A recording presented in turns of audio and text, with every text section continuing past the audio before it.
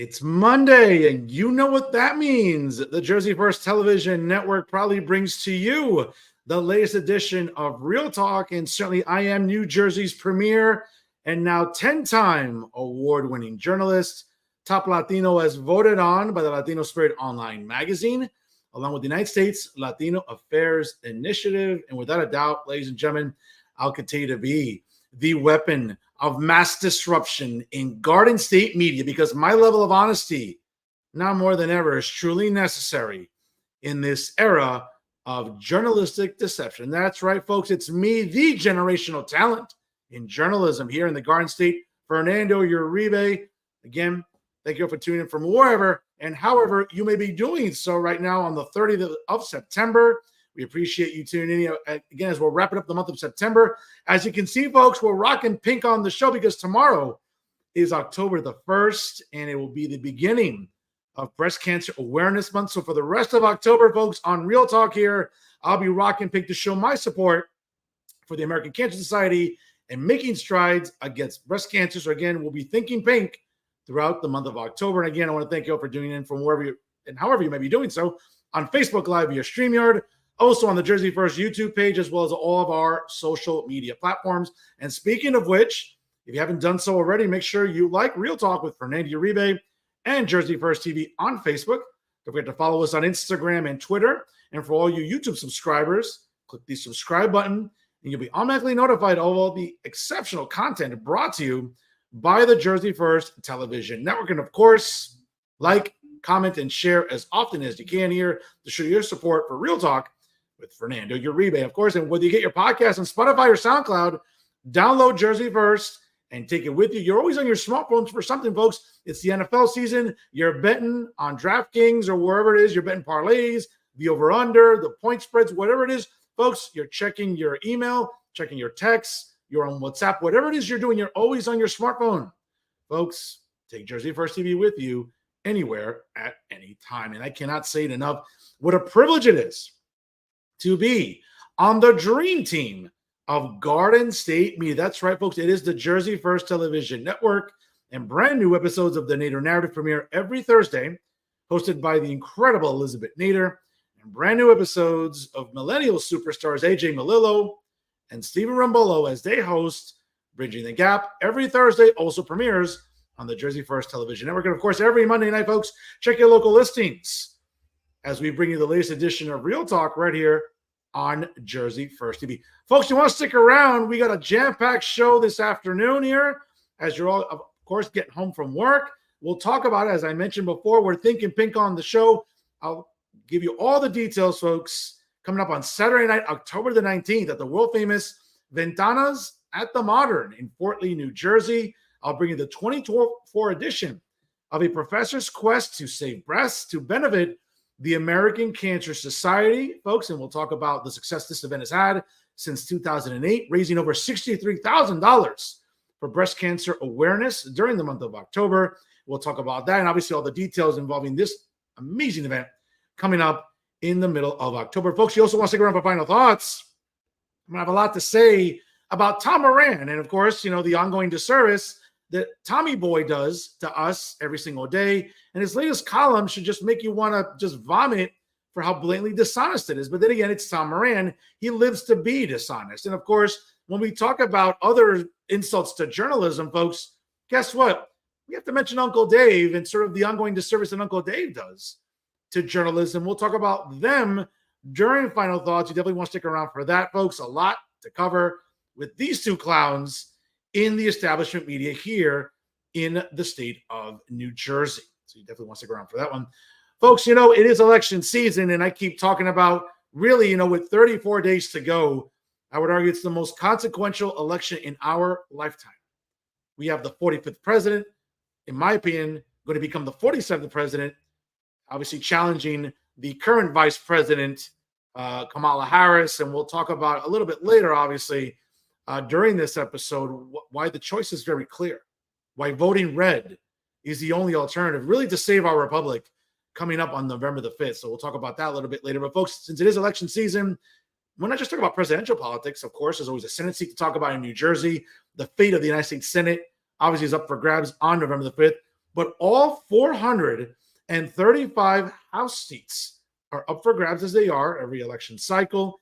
And folks, some interesting races here. I know everyone's talking about the 7th Congressional District between the incumbent U.S. Representative Tom Kean Jr. as he's being challenged by progressive leftist and woke warrior Sue Altman. But there are other interesting races, folks. Don't kid yourselves, here in the state of New Jersey. And one of them is just a little bit further south of us here in the 6th Congressional District. Folks, my guest this evening, a distinguished guy and someone who I think is going to get across the finish line in 34 days in the 6th Congressional District. Folks, he's my good friend and a big fan of the show and, of course, of the Jersey First Television Network. He's candidate Scott Fegler. Join us live right now here on Real Talk. Scott, how are you? Great, Fernando. Thanks for having me. This is great to be here.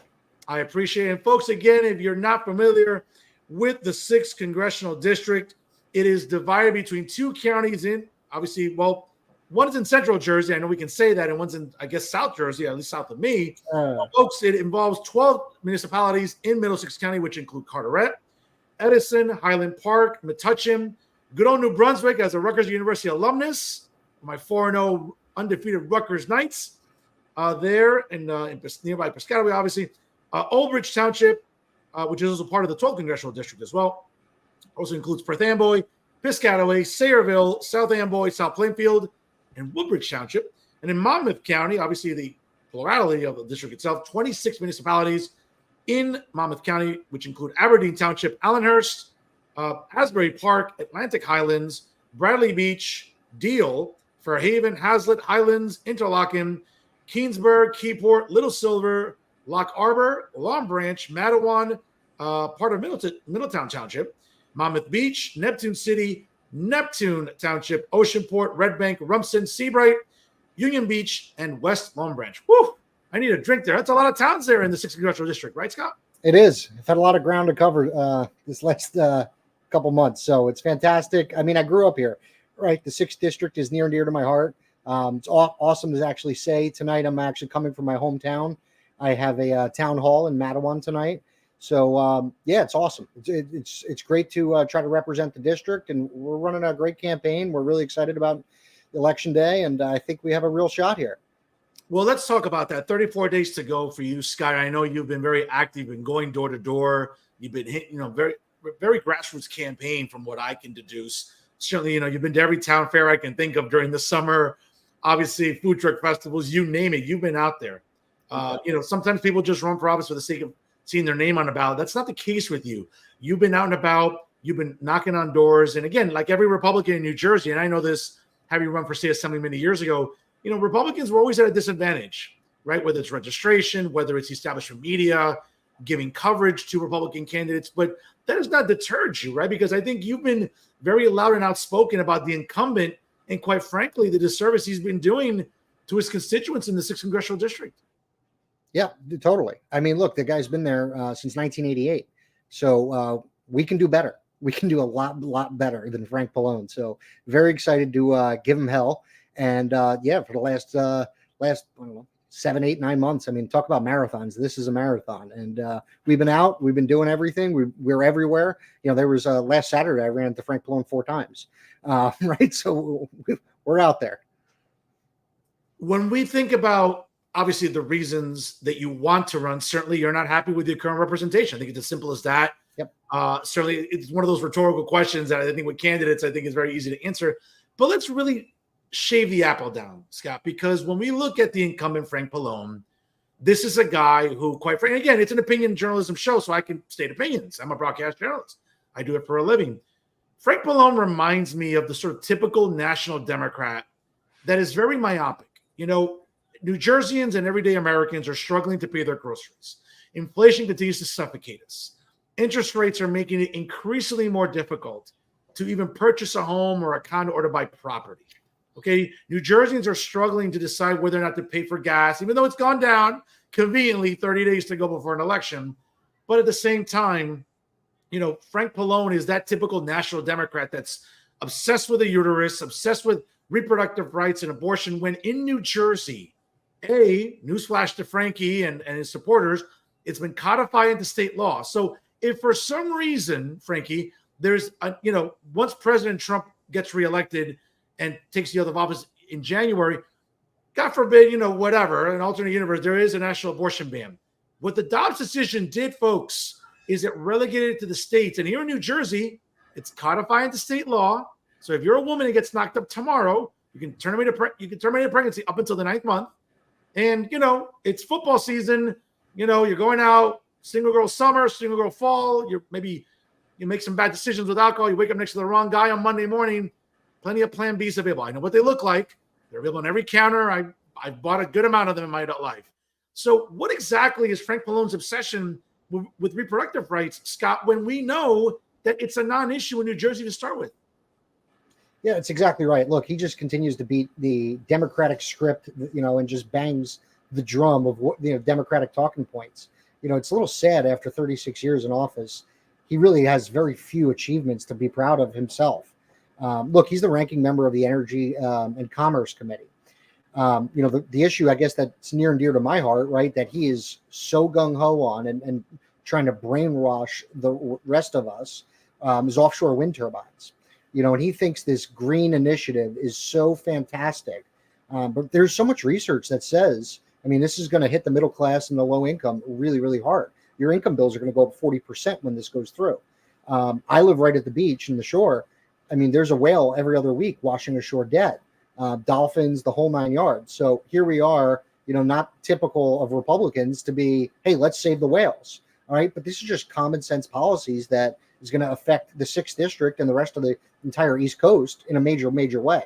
So, hey, Frank, let's do the right thing here. Let's use some common sense. And of course, the problem, and folks, if you're just joining us right now, it is 6:41 on the East Coast. My guest tonight is candidate Scott Fegler, as he is running in the 6th Congressional District in the House of Representatives coming up on November the 5th. He's my guest right now, live on Real Talk via Jersey First TV. And Scott, it's interesting because, very much like the emperor here, I'm sorry, Governor Murphy, who, by the way, got booed out of the building on Friday night in New Brunswick, Piscataway, as Rutgers went to 4-0 against the University of Washington. It's really interesting that, Democrats like Phil Murphy and Frank Pallone are so myopic about what these green energy policies do, because let's go 4,000 miles away to California. What are we seeing? We're seeing power grids being really pushed to the brink. Californians over there have to decide whether or not to put on their air conditioning during a very hot summer or charge their electric car. And what have we been seeing? And by the way, my hearts and prayers go out to everyone affected in Georgia, South Carolina, and North Carolina.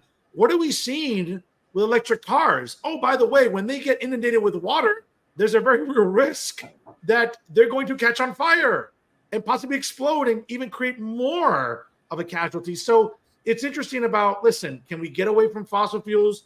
Sure. But the idea of just shoving electric cars and all this green ideas down our throats, Scott, is irresponsible. And we're seeing that in some cases, it's catastrophic. Totally. Look, I couldn't agree more. I have friends in California and, hey, can you give me a call back later? My power just went out. And I'm like, it's 2:00 on a Thursday. Is it hot? No. They just, we're just trying to save some energy so that we could use it tonight. Like, what? So I'm trying to keep New Jersey to be never like California, right? Absolutely. And this is the thing. It's like Frank Pallone and a lot of the establishment Democrats and the guys that have been there, to your point, that have been there forever. Frank Pallone, again, epitomizes the career politician that has been very comfortable in a district that kind of they're like seals. It's like, they're like just clapping for the next pick. To be able to just be thrown to them. And it's embarrassing. Yeah. Look, after 36 years in federal office, right, his history prior to that was on the state level. Has the guy ever had a real job and employed somebody and managed a budget? Look, I'll tell you guys a little bit about myself, as funny as it sounds, right? I run a cheese factory. I have about 110 people working down there in Lakewood, New Jersey. We have a real budget. I can't just print more money and make sure that every department gets what they want, right? You have to make tough decisions, right? And that's what it takes to run the country. So, the reason our federal government's in a $2 trillion deficit is because of politicians like this. So I'm excited to bring real world practical experience. Look, tomorrow is October 1st, right? And the ports are going to strike. Our parent company is the largest food importer in the United States, right? We bring in over 40,000 containers a year. I mean, these are real issues. This is going to have a massive, massive effect on consumer spending. So I can't wait to be able to tackle issues like this. Of course, it's an election year, right? The federal government's not going to weigh in whatsoever on this, but the consumers are really haven't felt. They'll feel the brunt of this in months, right? Especially if you need like auto repairs and things like that. Half of our car parts come from overseas. So when the entire East Coast, including the Gulf ports, shut down, we're going to have a real issue here. So close to the election, this is going to get really interesting. I'm totally with you, Scott. And I think also, too, we look at what tomorrow represents, as you mentioned about the strike, certainly in a time when Americans, again, are struggling with inflation, with buying products, and again, shopping for groceries, shopping for amenities, shopping for some even basic things that they need for their homes.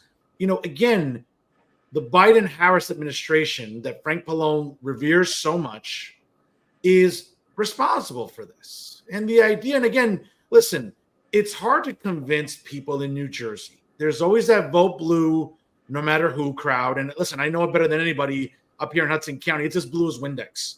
But there are pockets of New Jersey that are purplish, that are even full-blown red, where I think that, again, and we're looking at the district here, we're looking at what you have in front of you in these municipalities. And it just seems to me that, listen, people don't have to openly say they're Republican. They don't have to change their registration. They can just say, you know what?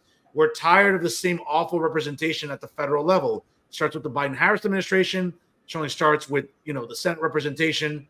Certainly, right? We have Cory Booker, who's one of the worst senators out there of the 100 senators. And we're looking at a guy in Southwest Jersey, that's going to become the next United States senator, who's as radical as it comes with his voting record. Representatives in the House have been complicit in this horrible economy, this horrible administration that's allowed illegals to flood our borders. We've been sending money to Ukraine like we're sending money to an irresponsible kid on, living away at college. It's crazy to me how, again, the polling hasn't shown it yet for the most part, but I think a lot of people privately are like, listen, I may not ever change my reservation to Republican, but my God, I think voting for another Democrat like Frank Pallone and people like that, I think that might have worn out its welcome. Is that fair to say? No, absolutely. I mean, look, first off, let's look at the numbers, right? Over the last 4 years, 152,000 people have changed into the Republican Party, right? That's number one out of all 50 states. So let's give some credit to where it's due with the NJGOP and the county leaders, right? Monmouth, Middlesex, in my district, right? But that's a huge move, right? It's number one in the whole country of registration voter changes. So look, is this state a blue state today? Yeah. We are on trend to become a red state if this continues. So I think people have had enough with the unaffordability in New Jersey, and it's about time. Look, Monmouth County, where I come from, right, and let's say it's 35% of my district is red. So I think other counties are catching up, and we're getting there. So it's exciting times, and I think our race this year is incredible because we're going to have a huge turnout, right, because of Donald Trump being on the ballot.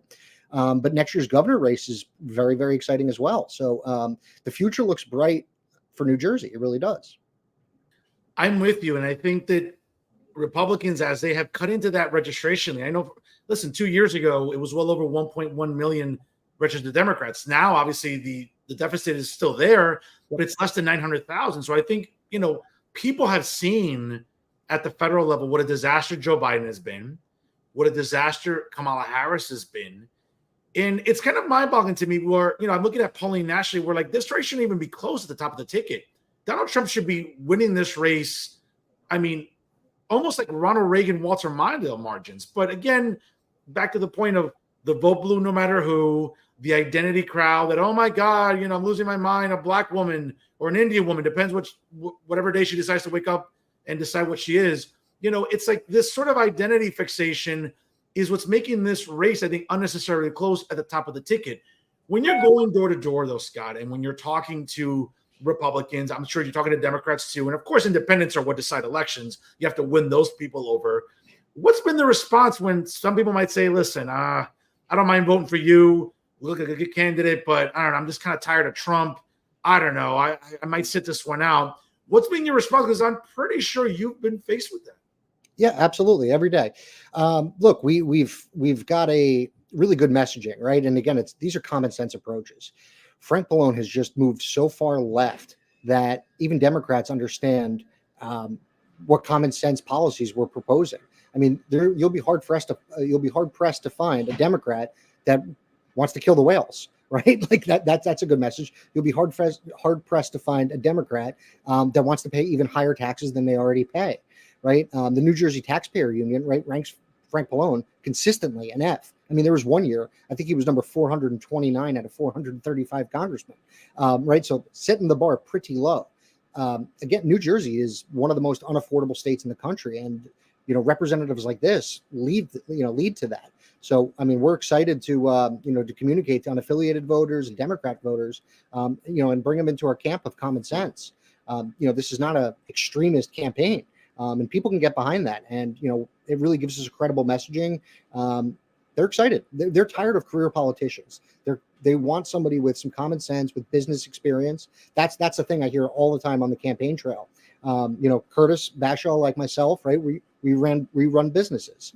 Donald Trump runs a business, right? And people are really excited about platforms like that, where we're going to take care of our small businesses. And I have to tell you, I think that there's this sort of really silent majority out there in New Jersey, Scott, that is just tired again of the establishment Democrats, career politicians like Frank Pallone. To your point, I mean, again, has Frank Pallone ever really held a job other than just being elected office? I mean, has he ever really had to budget anything? I mean, listen, it's really interesting with Democrats and politicians like Frank Pallone, how cavalier they are with other people's money. Because God knows in his household, I'm sure he's not as cavalier with his budget, but he has no problem with, obviously coddling illegals, as we all know.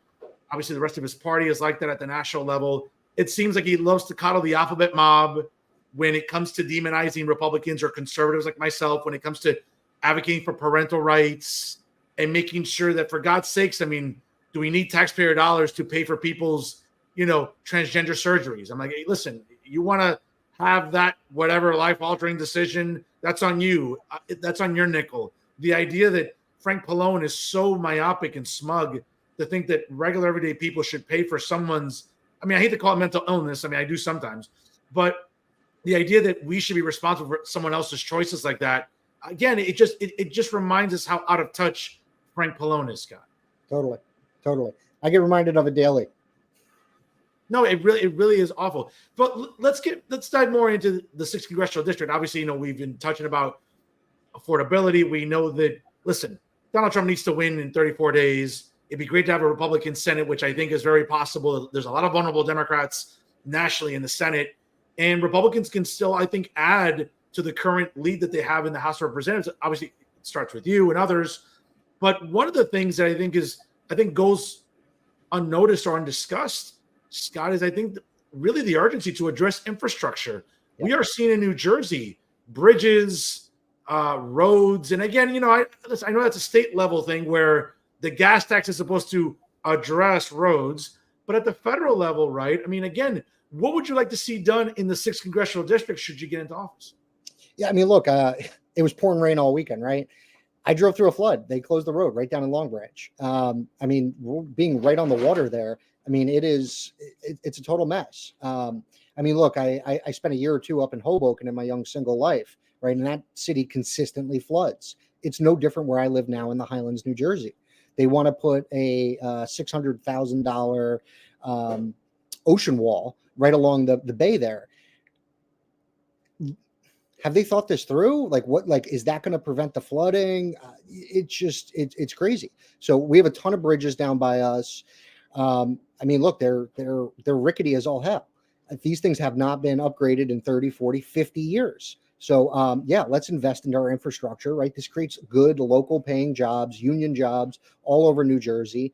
And that's real policy. I mean, look at the disaster that has gone on in Georgia, North Carolina down there.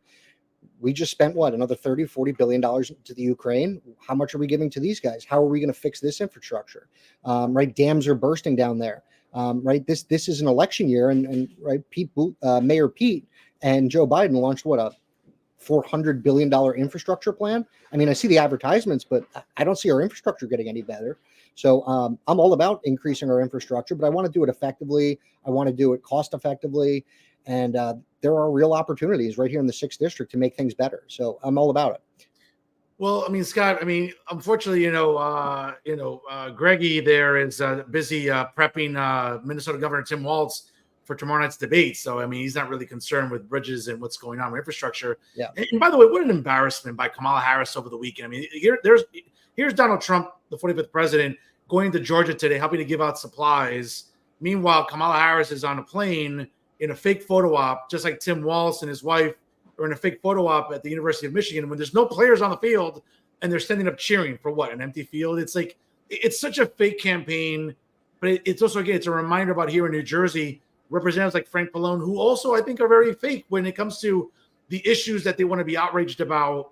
You know, they seem to be, you know, people like Frank Pallone are very, very hungry to go after Republicans and say, well, Republicans are anti this and anti that. No, what they're about is responsible spending, making sure that parental rights are not stampeded on, which we're seeing not just in Trenton, here in New Jersey, but nationally.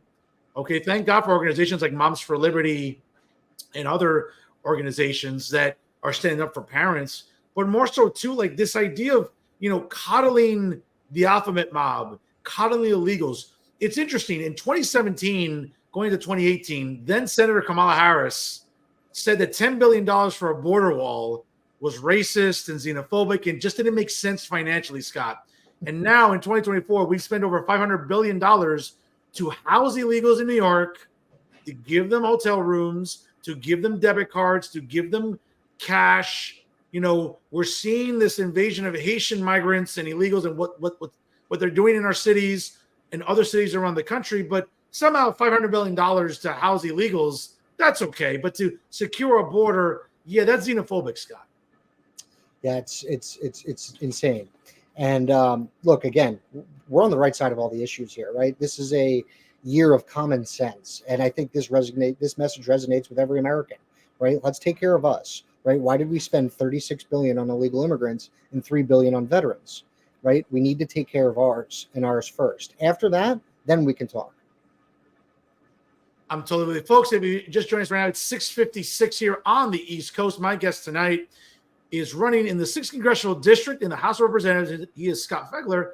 Join us live here on Real Talk. I know, Scott, you have to go shortly. Just a couple more things here. What are some websites and any social media handles, links? Of course. If obviously New Jerseyans are interested in either donating their money or their time to help with your campaign, where can they go?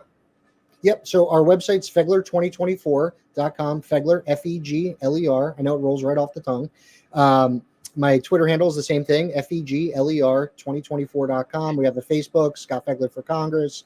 Right, today is the last day of September. Tomorrow, a new quarter. So if you can help, we got a great race. We have a real shot here to beat career politician Frank Pallone, but we can't do it without everybody's help. So if the state can help pitch in, people around the country, taking out Frank is a fantastic, fantastic opportunity for us to help save America and to help elect Donald Trump. Donald Trump came right to the 6th District. He was in Deal, New Jersey just a couple weeks ago. Yeah. So right, this is important to him, the party, and we got a crazy good shot. So let's all do our part. And I'm here to fight and fight hard and be vocal. So please reach out to me. I'll answer you on Twitter. I'll answer you on Facebook. Looking forward to connecting with you all. Scott, what has been, the rapport or relationship that your campaign has with the NJGOP? I've been very openly critical of them. I feel at times they don't really support candidates in the way that I feel they should. But again, I'm not the state chairman. I should be, but that's another conversation. What's been the nature of that rapport and relationship right now with the NJGOP or even the national GOP? Yeah, so the state's been helpful, right? I met with Bob Hugin about 10 days ago, maybe 2 weeks ago. We had a good meeting. He invited all the candidates after the primary to get together. We all kind of swapped best practices, what we're working on. But at the end of the day, we all have our own campaigns to run. Curtis and I run and do a couple things together. Monmouth County has been fantastic and very, very supportive. Same with Middlesex. So, it's the counties, it's the towns. Look, everybody does their part, and the system works, right? You just have to use it and communicate and talk to people. So I've been happy with the support I've gotten. Scott, I know you have to go shortly. We've gotten to know Scott Fegler, the candidate. Quick lightning round here to get to know Scott Fegler, the guy, the regular New Jersey resident. So we'll do a lightning round, and it starts right now. Favorite MLB team? The New York Mets had a huge game today. Another big one on right now. Congrats to you. Yes, the Mets securing a wild card berth, and I'm a big baseball fan, big Yankee fan here. Don't expect much out of my Yankees. They seem to be disappointing me year after year. But in a season where the Astros are vulnerable, it's a wide open American League. Maybe, just having clinched home field, who knows? This might be the Yankees' best shot to get back to the World Series for the first time in 15 years. Maybe another Subway Series. Let's hope for that, right? Let's hope. All right. NFL team. I'm a Giants fan. Okay. How's that feel lately? How's that feeling? Yeah. How's that feel? I mean, it's a pretty sad season, right? But look, I got ice running through my veins by being a Mets fan. So I've been heartbroken enough. I've seen a couple championships. So, hey, it's a rebuilding year, and we'll do what we can. Yeah, not sure if you saw my social media, but I was there last Thursday. I'm there every year for what really is a home game for Cowboys Nation, right, Scott? Because us Cowboy fans, we invade MetLife. It's really pretty much navy blue, right? I think every year. Yep. Absolutely. NHL team. Not big into hockey. I guess I'd be a Devils guy. If you want to jump to the next sport, though, let's go Knicks. I'm all about the Knicks. We got a great team. Very excited for next season. The Villanova New York Knicks, although we lost a key player, but I like the trade. So fantastic. I'm with you, man. Knicks. Let's see what happens in 2024, 2025. MCU or DC comic movies? Marvel, always. Okay. Favorite Marvel character? Iron Man's pretty great. Okay, I'm the same guy. I'm a big Tony Stark guy. Breaks my heart. I can't watch Endgame anymore. I have to skip over that scene. It breaks my heart. Gives you goosebumps. I know. Absolutely. It's a big district, obviously, that you're looking to represent. But favorite restaurant and cuisine in the 6th Congressional District? Yeah, so Italian, fantastic spot down in Seabright called Angelica's. It's great. And favorite American president? Got to go Reagan. Okay, same here. I'm the same guy. Ronald Reagan. I grew up loving Reagan, and certainly just a big part of my childhood. And certainly when we think about Republican presidents in my adult life, next to Donald Trump, I revere Ronald Reagan very, very much. Donald Trump, I like that. I would say that as well. Absolutely. Scott, you've been a gentleman. I know you got to go. You have a meeting coming up, but I appreciate you dedicating some time to come on the show tonight. I'm pulling for you in 34 days. I've been looking at just the pulse of what I hear from residents in the 6th Congressional District. You're out there knocking on doors. You're getting the message across. I think you got a real good shot. I'm pulling for you coming up on November the 5th. I know early voting starts later in October. I know mail-in ballots have gone out. But you have a real shot here, man. I'm really, really pulling for you. I'll give you the last word tonight on Real Talk.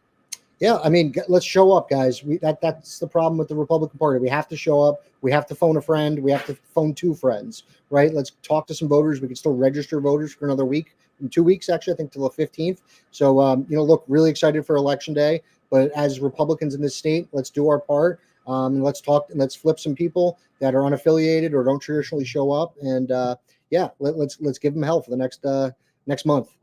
Scott, I'm pulling for you. And when you win on November the 5th, you got to be a regular guest in 2025 once you take office. You got it.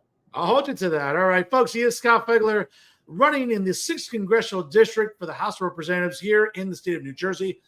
He's our guest tonight. Scott, once again, thank you so much for joining us and for your support of the Jersey First Television Network. Thank you. Take care. Folks, I got to tell you, great conversation there with Scott Fegler as it's a little after 7 o'clock here on the East Coast. And I know everyone's really sort of, very invested in the 7th Congressional District between the incumbent Representative Tom King Jr. and his woke warrior challenger, Sue Waltman. But I got to tell you, folks, the 6th Congressional District is just as interesting. I know Frank Pallone has been there forever. He's the quintessential career politician. And when we look at Scott Fegler, we look at his ideas, look at his platform. He's as good as a guy that you can imagine to take out Frank Pallone. So again, folks, you have options in the 6th congressional district coming up on November the 5th. We know mail-in ballots have gone out. We know also that early voting will begin in the middle of October. So folks, get involved. You have no reason to complain. You have no reason to be unhappy if you don't get out and vote, and make sure you motivate others to vote. And now more than ever, folks, you got to vote red. It's as simple as that. I think, there's that vote blue no matter who crowd that continues to complain about, well, groceries are too expensive and inflation and gas. And I don't know what I'm going to do for rent. And I might have to scale back on amenities. And guess what? They bitch and moan about all that stuff, and they still vote blue in federal elections. Just kind of makes you wonder. I mean, really, how committed to stupid are you folks? Really? I mean, how committed are you to being this delusional during election season when the choice is clear, folks? We have an incompetent vice president, arguably the most unpopular vice president in recent history, and somehow in the last couple of months has become sort of the second coming of Barack Hussein Obama. It's mind-boggling to me. Folks, the choice is clear. On Tuesday, November the 5th, it's Donald Trump.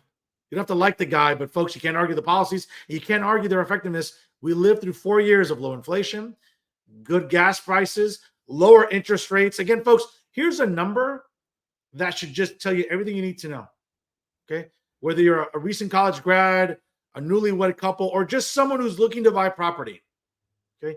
Under Donald Trump, if you earned around $75,000 a year, you had a good chance of owning a home. Today, under the Biden-Harris administration, you'll have to earn $125,000 just maybe for the possibility of trying to purchase your first home. Folks, the choice cannot be any clearer on November the 5th. And forget about what the establishment media tells you, folks. They don't know what they're talking about, like usual.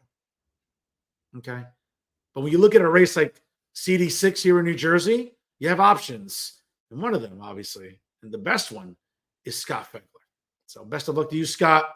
Get across the finish line. Hopefully get to see you be sworn into office coming up in January of 2025. Folks, you don't want to go anywhere because you know what time it is. It's time for final thoughts. And folks, when we talk about this election cycle, and we talk about House races, and we talk about coverage of candidates, folks, let's look no further. The blatant dishonesty right here of Tommy Boy, Tom Moran.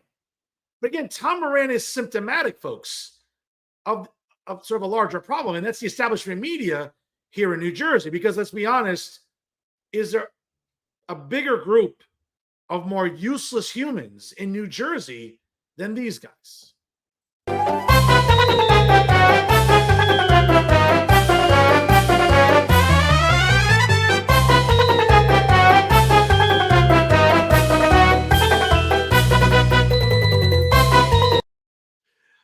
Yes, folks. I mean, that never gets old, right? Looking at the incompetence of the establishment media. And there's a lot of blame to go around. But during this election cycle, you can always rely on Tom Moran to just be myopic and short-sighted when it comes to candidates and who he wants to be sanctimonious about and who he wants to sort of, be selectively outraged about. So his latest column, which is a joke, right? And as you can see there, obviously, folks, you can tune in for yourself, obviously. He titles it, MAGA NJ Congressman Kane Jr., always silent, should just quit. Right? So Tommy Boy starts off by saying, Representative Tom Kane Jr. should donate his congressional salary to charity after handing in his resignation. His refusal to answer questions of any kind, even for what he had for lunch, has turned into a national joke. You haven't seen the video of New Jersey Spotlight's Ben Hulak chasing him into an elevator this week in a futile effort to get even one answer to a question. Take a look at it. It's painful to watch because Kane stands in silence for 2 minutes, stone-faced, as Hulak asks him a series of questions. They included, quote, do you regret endorsing Donald Trump? How are you going to vote on the CR to keep the government open? Are you in favor of mass deportations in New Jersey in the 7th district? What about Ukraine? You think Trump will do enough to support Ukraine in the war effort? Taiwan. You pick the topic. We'd love to talk to you about literally anything. And the clincher, what are you having for lunch? It is part of a congressman's obligations to talk to the public and to answer legitimate questions from the press. Well, if there isn't a legitimate press, I'm not sure what questions are legitimate, Tommy, but more on that later. Everyone else seems to get that. Today, for example, the Republican candidate for U.S. Senate, Curtis Bashaw, came to the Star Ledger's office in Newark and answered questions for nearly 2 hours. A great discussion. Kulak notes that Kane's silence is not a partisan thing, that he gets answers from other Republicans as we do, but not Kane. I've sent him dozens of questions in the last few years, and he's never answered one, even in writing. He's not holding open town halls either. It's a sad story, really. Kane never had the confidence to speak openly about controversial issues, even when he was a Republican leader in the state legislature. He'd always begin by asking, are we off the record? But eventually, he would usually tell you what he thought, even if it couched with timid qualifiers. Not now, though. He just doesn't answer any questions, period. Former Representative Tom Malinowski, a Democrat who lost a squeaker to Kane 2 years ago, offered his theory after watching the video. He doesn't have to put it very kindly. A lot of mental or verbal acuity in those situations. And I think that's really what they're trying to hide from voters here. That this is somebody who is incapable of doing one of the most basic things that an elected representative is supposed to do. Is it a lack of brain power? That's really rich coming from Tom Moran, who, let's be honest, at the age of 89, if anyone's lacking brain power, it's Tom Moran. So for Tom Moran to bash somebody else, to accuse them of having a lack of brain power, Tommy, again, look in the mirror, bro. You are the epitome and the poster child of what it is to lack brain power. But more on that. Maybe, but I never noticed that in his Trenton days. Of course not. You don't even remember what we had for lunch yesterday. You can remember what he was doing in the state legislature? Get out of here. Is he going through some emotional crisis again? Maybe. But I suspect it's a strategy because this silence descended only when Kane Jr. endorsed Donald Trump. Now, that's tough to defend in the 7th District, the swing district that is rated as the only toss-up in the state this year.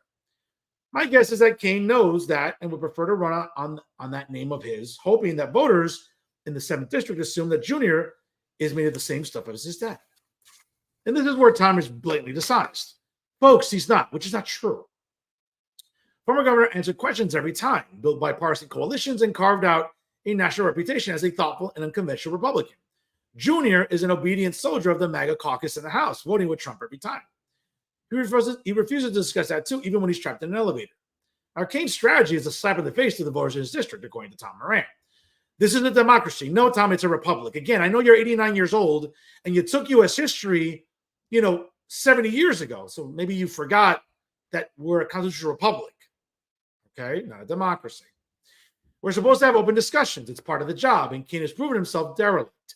Talk about someone accusing someone else of being derelict of his duties. Folks, if there's anyone that's ever been derelict of their duties, okay, if there's anyone that's ever been derelict in their profession, it's Tom Moran, right? So please, Junior, either answer questions or resign. This is pathetic, like nothing I've ever seen in the 30 years I've covered New Jersey politics. Well, folks, again, and this is the problem with Tom Moran. Tom Moran likes to strike that little moral outrage card when it suits him. Really? Not answering questions? Okay. That we're supposed to have an open discussion that elected officials. Now, again, folks, let me be very clear. That was a bad look for Tom Kane last week. I'm not going to excuse it. I think Tom Kane should have been a little bit more transparent. Maybe just say, hey, you know what? Call my office next week. We'll talk. That's it. I think it was a bad look for Tom Kane. But for Tom Moran to, again, blow a load in his pants, which I don't know if he can do anymore. He's 89. So, the jury's still out on that. Okay. But the idea that he holds Tom Kane to this ridiculous standard about accountability and transparency when he never did that with Joe Biden. When we all know that for years, Joe Biden was cognitively declining. Now, Joe Biden is younger than Tom Moran. So it makes you wonder, what's the cognitive decline in terms of the correlation between Tom Moran and Joe Biden? This is a guy who we all knew didn't have it. But did Tom Moran ever once question the cognitive degradation of Joe Biden while in office? Of course not, because that would require Tom Moran, wait for it. That requires Tom Moran to have that 4-syllable word that he struggles with, among other words, integrity. We all know he doesn't have any. I'm tired of saying it. This column is the latest example. How about Kamala Harris, Tommy? Kamala Harris has yet to hold a press conference and actually take questions. And the one sit down that she did, she had Tim Walz next to him. It reminds me of the millennial that goes to a job interview and brings his parents. That's what Kamala Harris did on CNN with Dana Bash, and that was still a disaster. Mind you, folks, that segment was recorded for 46 minutes. Only 18 minutes of it aired, and the 18 minutes was a downright disaster. Imagine what the other 28 minutes consisted of. Okay? But did you hear a peep from Tom Moran? Of course not. Because I required Tom Moran to be transparent, and we all know he's not. So the idea for you to go after Tommy, and I get it, again, Tom King should have done better. But folks, let's be honest about what this is. Is Tom Moran going to hold Sue Altman accountable? Yes, I know he's blowing a load in his pants, like in his pants, right? About, oh my God, Sue Altman did a town hall here, and she's answering questions there, and she's, releasing this ad, and she's using this on social media. Folks, I get all that. Can Tom Moran ask any real questions of Sue Altman? Has she ever had a real job? Okay. Can she defend? Because now all of a sudden, suddenly, Sue Altman's all about law enforcement. Okay. Where was that 4 summers ago? When Sue Altman and the rest of all these, liberal white women, right? They were all about, oh my God, defund the police, defund the police. When we all know, folks, that Sue Altman and all the cat ladies and all the feminists in New Jersey are the first people to call the police when their neighbors have their music on too loud during the summer, during barbecue season. Okay. Who are you kidding? But Tom Moran, do you think Tom Moran would ever question on that? About her wanting to defund the police? When all we saw 4 summers ago, when Sue Altman was more than happy, along with the New Jersey Working Family Party Alliance, right, openly applauding, right, people looting, vandalizing, destroying public and private property all in the name of a career criminal like George Floyd, right? But that was okay, Tom. Not a peep out of you, Tommy, right? But again, folks, this is why Tom Moran's useless. Because he would rather be selectively outraged about Tom King Jr., but not once outraged about Joe Biden, not once outraged about Kamala Harris, or even once outraged about Sue Altman. Yeah, Sue Altman's having town halls. Good for her. She's the challenger. She has to work her ass off to beat the incumbent. It's almost like, let's just, I don't know, have a party in our pants because people graduate high school. You're supposed to be doing that, Tom, if you're a candidate. But why aren't you holding Sue Altman accountable for some of her positions? Right? Again, it requires Tom Moran to have, wait for it, integrity. And folks, this latest column is an example of how blatantly dishonest Tom Moran is. You can't trust Tom Moran during this election season. Tom Moran, again, along with many, many others, let's be honest, in the establishment media, and again, if you need the reminder about who they are,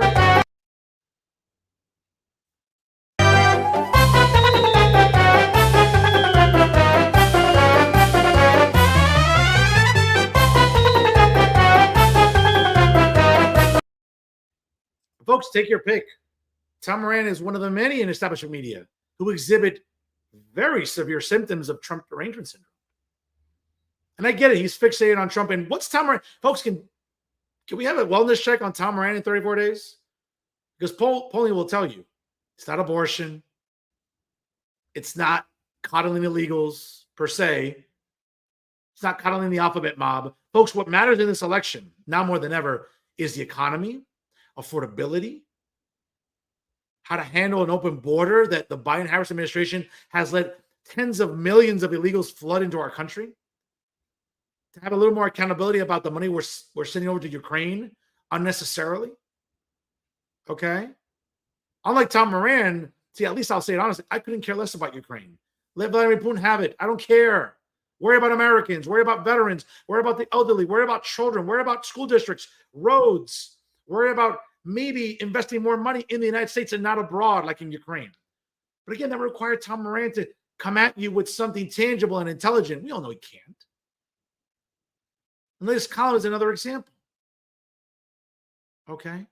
So, folks, when you read Tom Moran, understand where he's coming from. He's 89 years old. He's a guy that you can't take seriously in New Jersey politics and or media. Because, let's be honest, when was he ever serious about anything? That's Tom Moran, folks. Speaking about not being serious, let's move on to another journalist, folks, who I can't take seriously either.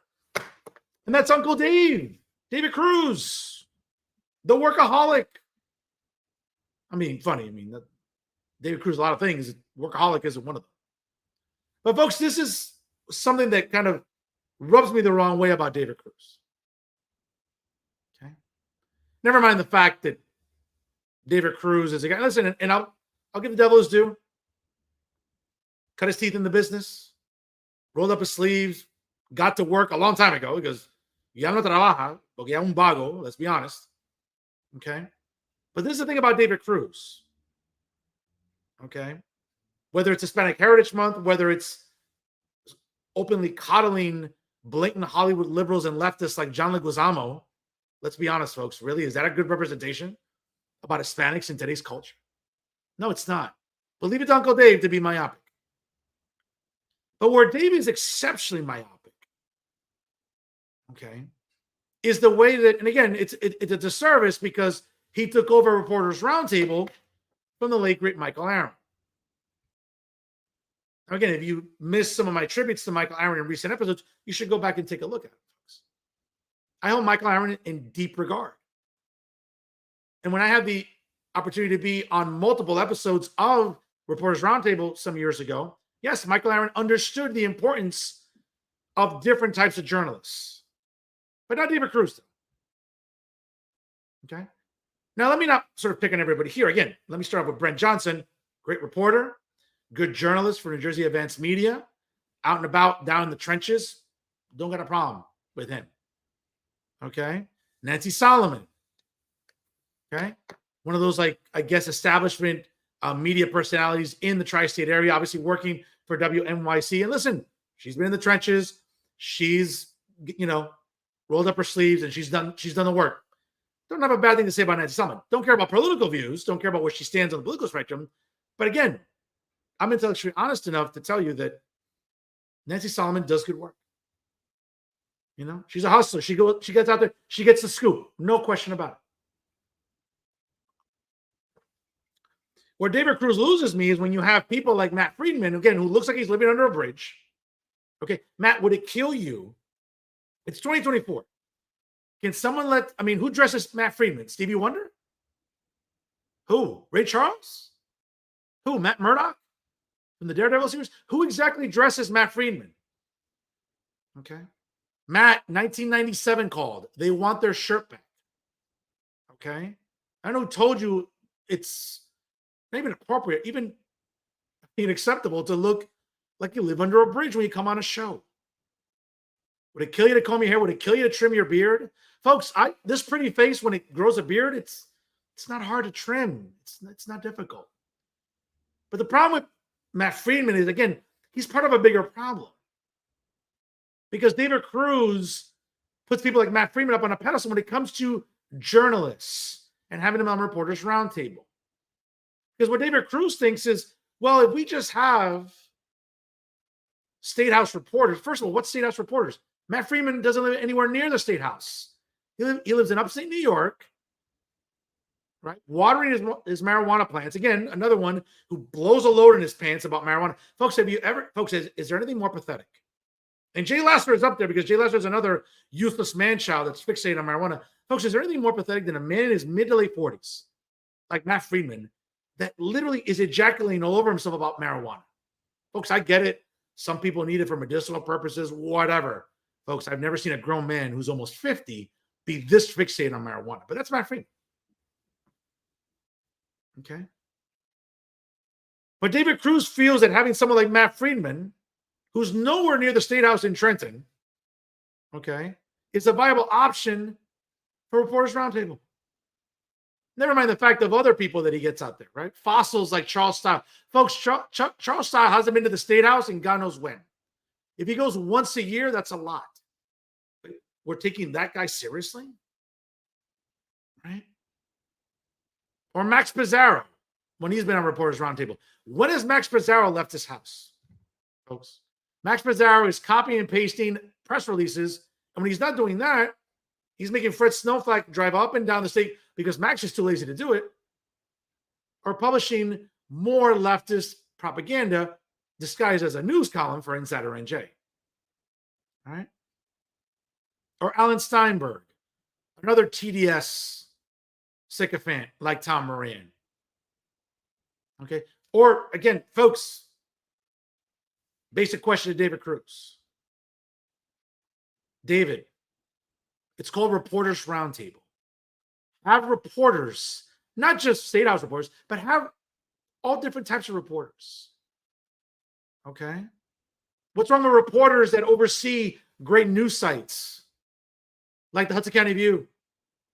And my good friend, fellow Rutgers alum, and a member of the Pinnacle, John Robert Heinest. Or Aaron Murrill from the Jersey City Times. Or Mike DeRabio from the Central Jersey Newswire. Okay? Or other good publications like Charlie Cradaville from New Brunswick Today. Or the Edison Reporter. Or maybe some other reporters from Tap Intos or Patches. Folks, again, all politics is local. Now, I get it that when David took U.S. history or civics, David's like in his early 80s. I get it. He took another one who took it 70 years ago. David, oye, all politics is local. Didn't you learn that a long time ago? So when you're having journalists on there and you want to call it Reporters Roundtable, how about just have different types of journalists? I'm not even talking about me. I get it. You don't like me. You don't like what I do. That's fine. I'm making money. I'm getting traffic. So I'm not losing sleep if I don't appear on Reporters Roundtable. Now, mind you, let me just say this. I would be a tremendous upgrade on Reporters Roundtable over Matt Friedman. I look presentable. I am presentable.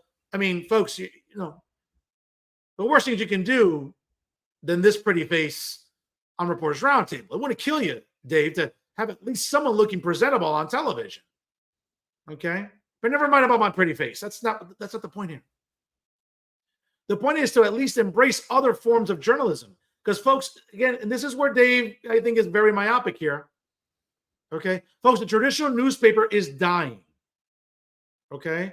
The idea, listen, I like to pick up a paper and read it when I have my morning coffee and I'm having toast with my pancakes, whatever. And I'm a typical guy. I read the sports first, move my way into the editorials, and go to the front and read the news. I get it, but not everyone's me. We've become a very digital world. Okay? We've become very dependent on our smartphones. Okay? That's where we get our news from. We subscribe to digital subscriptions. Okay? Traditional print media has been dying. The Star Ledger has been dying. It doesn't help when you have clowns like Tom Moran writing for it. Of course, who wants to buy the Star Ledger? I don't. Now, again, if you need paper to wrap your utensils or expensive silverware or expensive vases, listen, it is September 30th. So if you're looking to move, right, because tomorrow is October 1st, you're looking to relocate, sure, buy the Star Ledger. That's all it's good for, right?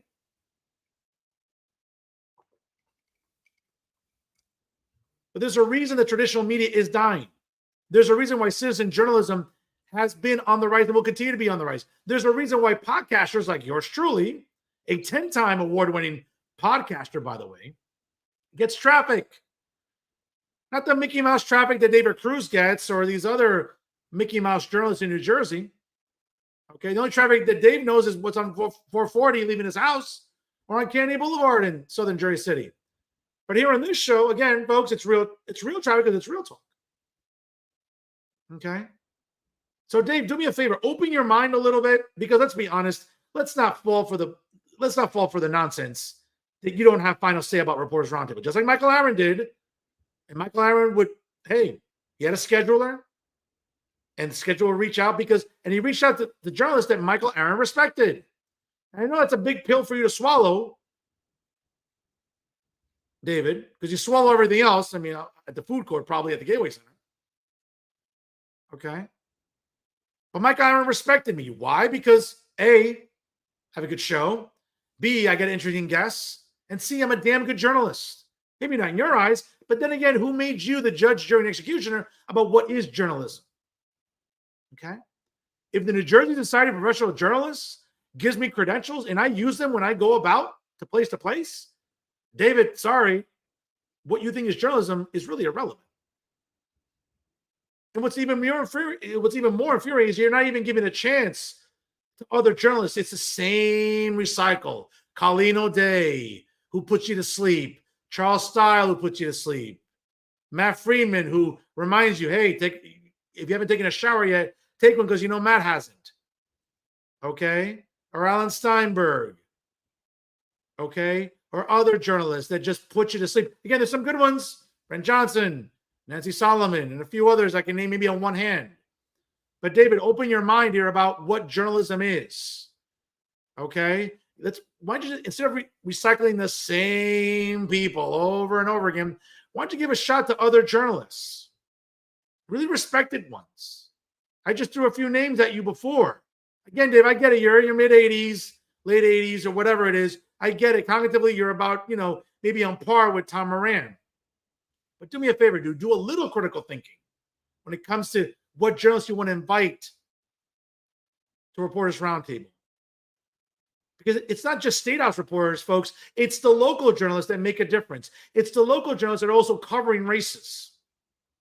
You think John Hines wasn't covering the 8th Congressional District? Folks, go on YouTube. He hosted a damn good debate via the Hudson Media Group. You think Charlie Cradaville isn't covering what's going on in New Brunswick? Folks, check out New Brunswick Today. Charlie Cradaville is a hell of a reporter. You think Mike DeRabio isn't doing a good job with Central Jersey Newswire and being informative and getting traffic? Of course he is. Or the Edison Reporter with their great coverage. Dave, again, abre tu mente. I know it's difficult for you. But start giving some other journalists a chance here. I mean, certainly it could start with me because, folks, let's be very honest. Okay? I'm not saying it to be braggadocious. I'm not saying it to be arrogant. I'm not saying it to be smug. Folks, I'm just telling you the truth. Fernando Uribe is a generational talent. I'm damn good at what I do. You don't believe me? Okay. Let's look at some traffic here for, I don't know, all of 2024. No problem. Let's see here. August, 67,000 views. July, 81,000 views. June, 51,000 views. Oh, May, 46,000 views. April, 20,000 views. Okay. March, 17,000 views. Have you seen a systemic increment here, folks? You notice a pattern here? People respect good journalism, David. And that's what this show is. And I get it. That's a big pill for you to swallow. Okay. When you have no problem swallowing everything else in the food court, it seems like this pill is specifically difficult to swallow. Okay. I'm a generational talent. I would think it would benefit you and NJ Spotlight News to have podcasters, local journalists on, because it's a different perspective, not the same usual. It's, folks, it's like missionary position with your girlfriend every single night. Oh my God, missionary. Folks, how about mix it up a little bit? Get a little creative. Okay? Just like it's important to get creative in the bedroom, Dave, it's important to get creative with the talent you're bringing on the show. Okay? Deja de la misma cosa otra vez, otra vez, y otra vez. Mix it up a little bit. Okay? You want to get some ratings? You want to get some photogenic people? I mean, folks, again, start with this. Okay? Not guys that live under a bridge like Matt Freeman and other guys that look like, how are they even on television? Like, how do you wake up in the morning and say, yeah, this is how I want to look on TV? It's embarrassing. But again, David, it's up to you. What I would say, I think it's important to remind everybody that when it comes to journalism, it continues to evolve. It continues to change. It seems like you're pretty reluctant to do that. So it's not just about, listen again, folks, it's not me talking smack. It's not me talking trash. I'm talking truth. Okay? Because when we talk about the future of journalism in New Jersey, well, folks, let's be honest. You can't spell future without the letters FU. Really, it stands for Fernando Uribe. Folks, I think we all know what real journalism is. It's not always an NJ Spotlight News, but it's always here. Because here, we get real traffic because it's real talk. Again, folks, think of future. Journalism? Future of media in New Jersey? Yeah. Fernando Uribe, folks. Guess what? The line starts here. And those are my final thoughts. Folks, before we call it a night here, obviously, As I said there, I think it's pretty clear how I feel about Uncle Dave. All right. But folks, let me tell you about a very important cause. So let's get serious for a minute. We are rocking pink here on the show because tomorrow is October 1st, and tomorrow is the beginning of Breast Cancer Awareness Month.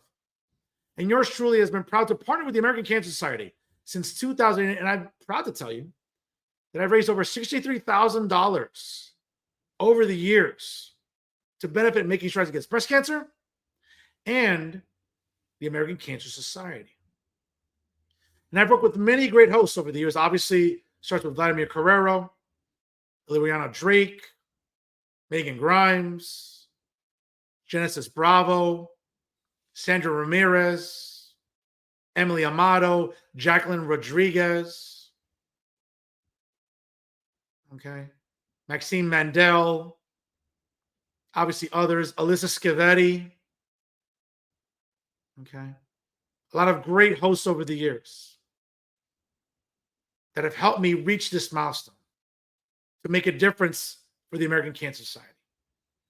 So tonight, I want to remind you all to mark it on your calendars for Saturday night, October the 19th, at the world-famous Ventanas at the Modern in Fort Lee. Folks, accessible by the George Washington Bridge. All my friends coming in from New York City. Obviously accessible via the Garden State Parkway, Route 46, Jersey Turnpike. There'll be valet parking available. Exceptional music by DJ David Jones.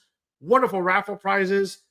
Excellent networking opportunities, folks. And of course, the ambiance that is Ventanas at the Modern. We'll be in the Pink Room starting at 9 p.m. Eastern Time on Saturday night, October the 19th. And we'll be going all night long, folks, until closing time, which is 2 a.m.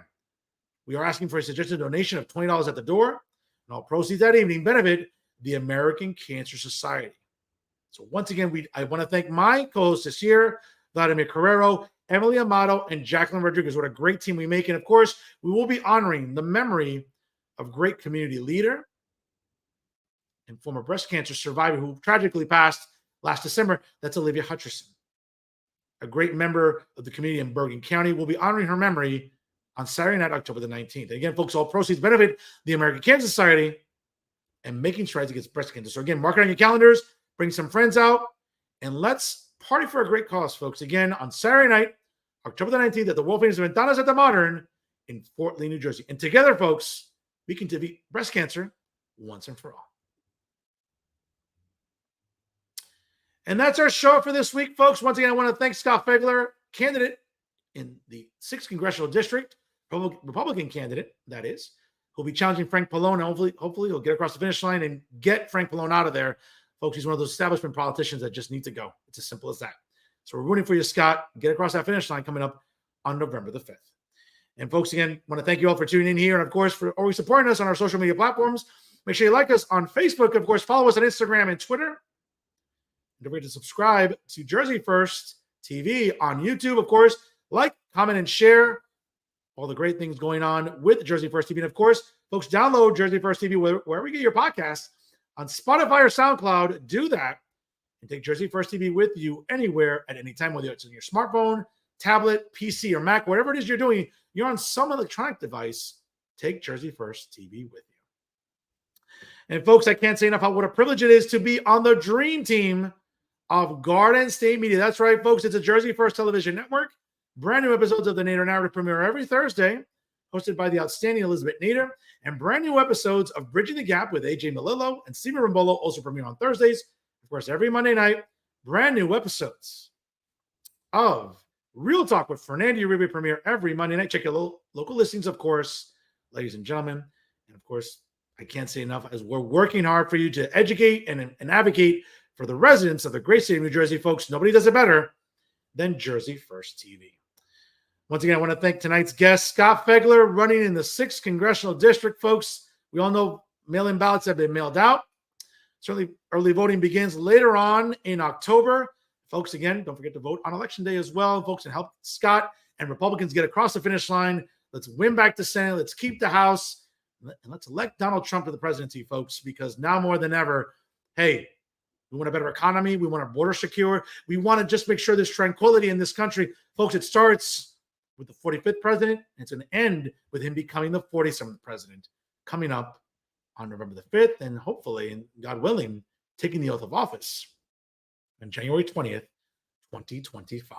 So again, folks, we appreciate you tuning in here tonight. And always remember, if it's unbiased, unfiltered, and unafraid, it's always real talk right here on the Jersey First Television Network. I am New Jersey's premier award-winning journalist, top Latino, as voted on by Latino Spirit Online magazine, and with the United States Latino Affairs Initiative, and certainly now more than ever, I'll continue to be the weapon of mass disruption in Garden State media. That's right, ladies and gentlemen, it is me, the generational talent, Fernando Uribe. Folks, I will lead us with 34 days to go as we get across the finish line. Let's turn New Jersey red. Let's get that red country back.